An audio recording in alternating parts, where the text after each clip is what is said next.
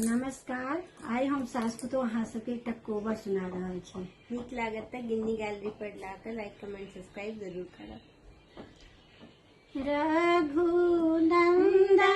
यो आहाँ बिनु कोबर घर अनार। रघुनंदन यो आहाँ बिनु कोबर घर अनार। ताहि कोबर सूत गेला, ताहि कोबर सूत गेला। दुल्हा से रामचंद्र रघुनंदन यो पीठी लागी सीता सुकुमार।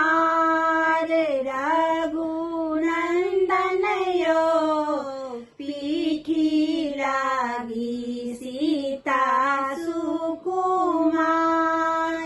हटी सूतु हटी बैसु, हटी सूतु हटी बैसु।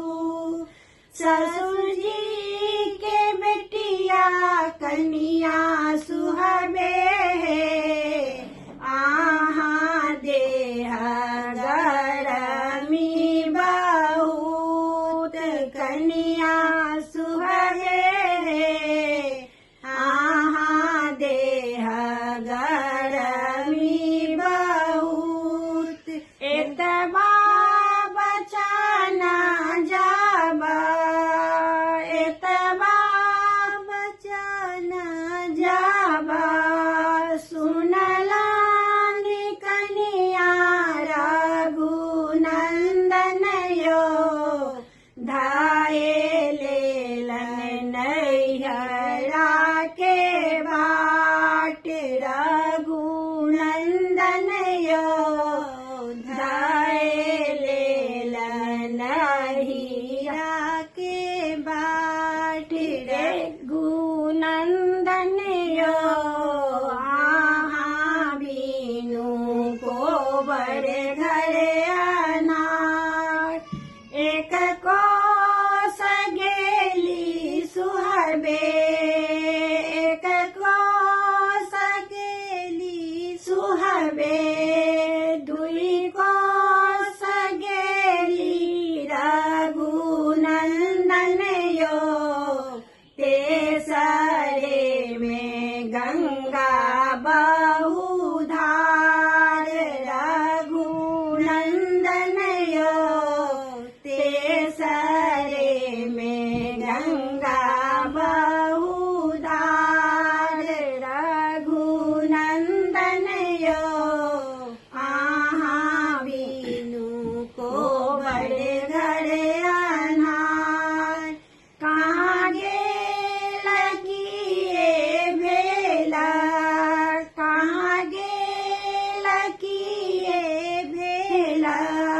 मल्हार भैया हमरो कदन नैया पार। मल्हार भैया हो हमरो कदन नैया पार।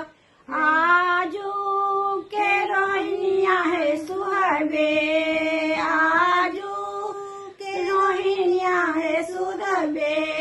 एतही गम बिया कन्या सुहबे भोरे होइते कदेव नैया पार। कन्या सुहबे भोरे होइते कदेव नैया पार। रघुनंदन यो आहाँ बिनु कोबर घर अनार। चंदा सूरज सना, चंदा सूरज सना। हमारा पिया तिलौ मल्हा भैया रे